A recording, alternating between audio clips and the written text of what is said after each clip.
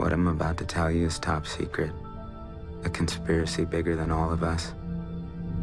There's a powerful group of people out there that are secretly running the world.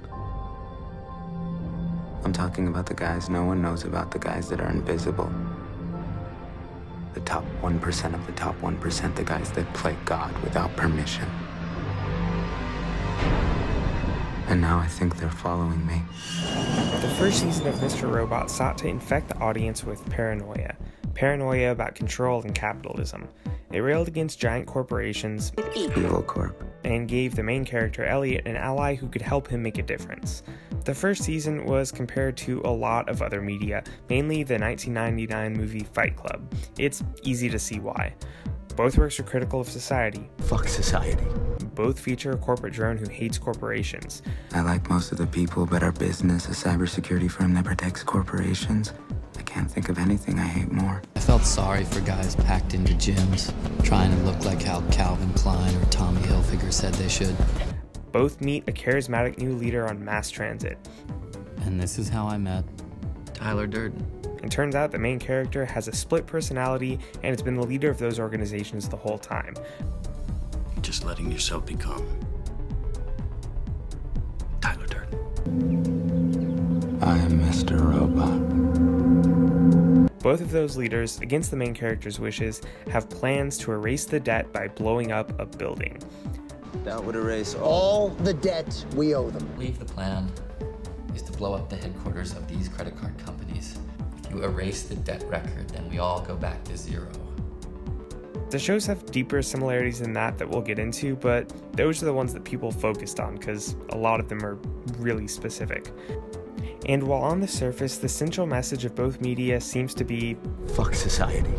It's a bit deeper than that. F-Society, Mr. Robot, and Project Mayhem and Fight Club both are supposed to attack corporate greed, the prison of consumerism, and the rot of late-stage capitalism. But they metatextually both serve as a critique of how we think about resisting these things. The Dark Army and Project Mayhem both strip their characters of their identities, just like corporations do. In Project Mayhem, we have no names. Which is meant to show how pervasive these systems of control are. Mr. Robot and Fight Club are both supposed to satirize anyone who's intellectually lazy enough to blindly follow, regardless of what they're following. You're a moron. But only one succeeds.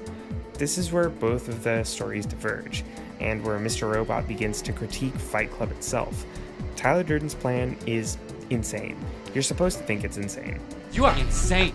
He's blowing up the headquarters of credit card companies thinking this will wipe away everyone's debt, like they don't have records anywhere else. Out these windows, we will view the collapse of financial history.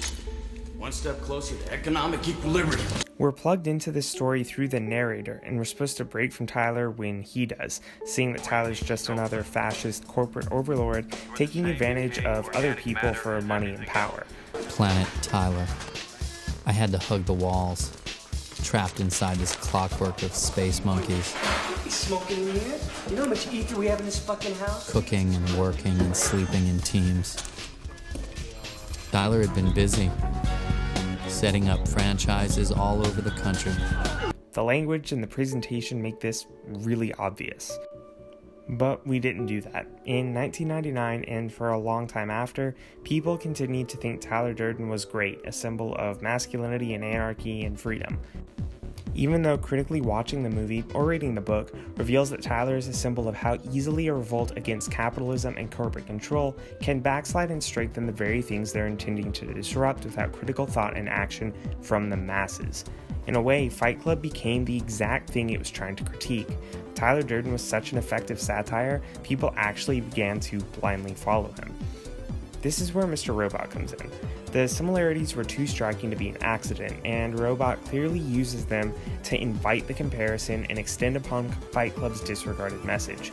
It does this not just by making the character much less appealing than a shirtless Brad Pitt, and having Elliot form a more tenuous alliance rather than a full-on infatuation, making it less likely for viewers to buy into F-Society's plan. Instead of proposing a nonsensical plan, Robot also has the hack to erase the debt work, and we get to see the fallout. I'm the problem. This was my fault. All of it. Mr. Robot ends up showing us that the attack was all part of a much larger plan, fully endorsed by E-Corp. When you surprised me with 5/9, I understood your move. A false flag operation, a temporary global crisis to help me pressure the administration into giving you your damn Congo. All went according to plan. Turns out, we can't resist an all-encompassing system, and any effort that we have to resist is in line with the program. Not only does resetting the debt in Mr. Robot have a devastating consequence for individuals within society, it's swallowed up by the very system of control Elliot and Mr. Robot sought to break free of. Did my revolution just bury our minds instead of freeing them?